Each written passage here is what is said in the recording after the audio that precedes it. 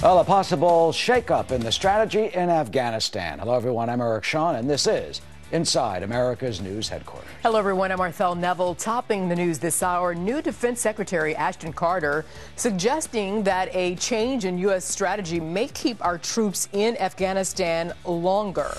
And in the Northeast, that brutal cold, well, has tragically increased the number of hypothermia deaths across the country.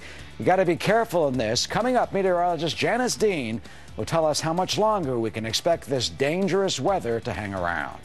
Plus, a blunt response from Egypt over the latest ISIS atrocity. What they say the world now needs to do to defeat the Islamic State and the threat of terrorism. Cairo's response to the beheading of those 21 Coptic Egyptian Christians and what we face next. The Egyptian ambassador to the United States will be here to fill us in live. We start here. New Defense Secretary Ashton Carter visiting Afghanistan today on his first overseas trip in his new role. Now, he met with President Ashraf Ghani in Kabul and said the U.S. is considering slowing U.S. troop withdrawal from the country there. And Peter Ducey is live in Washington tracking it for us. Peter, what's the latest? Arthel, the latest is that things are going so much better in Afghanistan than anyone here in D.C. forecast, that there are new questions about whether or not things will keep going well if 10,000 troops becomes 5,000 by the end of this year and 5,000 becomes 0 by the end of next year.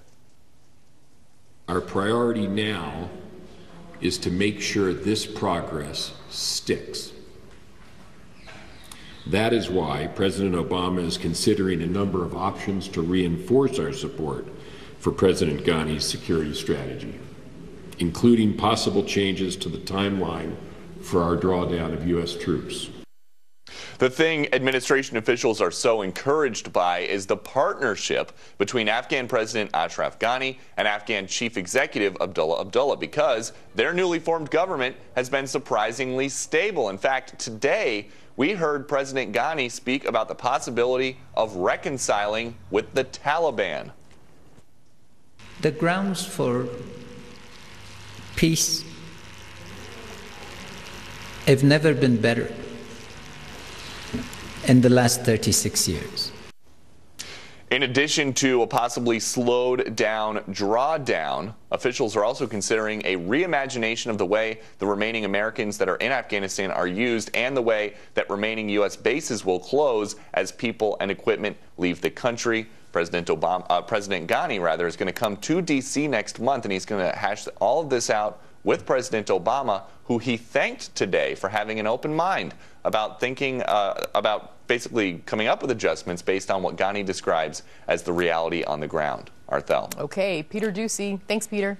Arthel, the threat here to our homeland not only involves radical Islamic terrorism, but now we're told a new intelligence report from the Department of Homeland Security focuses on a different kind of threat that they say we face.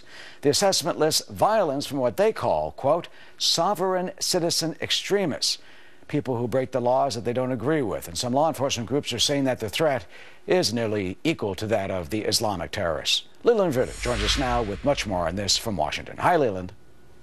Oh, hi, Eric. The timing here certainly raises a lot of questions. Just this week, the administration held their much-lampooned summit to combat violent extremism. At the same time, the president and his administration refuses to call ISIS and other groups Islamic terrorists. Yet this new intelligence assessment put out by the Department of Homeland Security talks about the threat from sovereign citizen extremists. These are folks who are angry at the government and go off to do something about it. The assessment says, quote, SCE, that's the acronym for Sovereign Citizen Extremist, violence during 2015 will continue to occur most frequently during routine law enforcement stops and encounters at a suspect's home, followed by government offices. It lists 24 violent sovereign citizen-related attacks since 2010. But this report has many saying, why now? This report is sort of an information campaign by the administration to say, hey, don't worry about ISIS. You got to really worry more about this. And when in fact, we've got to be concerned about both.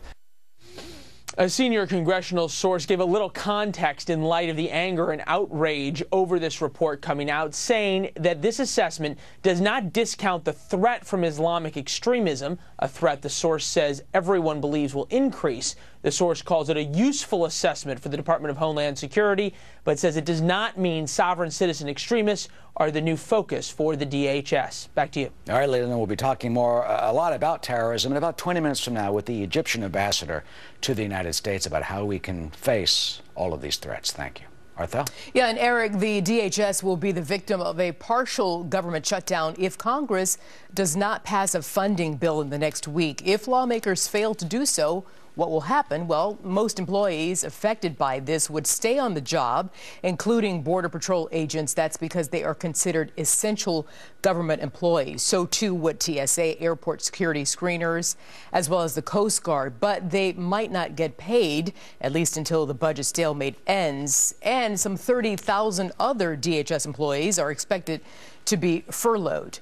President Obama is not backing down on immigration. The administration says it will file an emergency court order to restart the president's executive actions. This after a federal judge in Texas blocked the immigration action from moving forward. Now, the programs will, in effect, grant amnesty to as many as 5 million immigrants who are in the country illegally. The White House says that the Justice Department will file for the stay by Monday at the latest.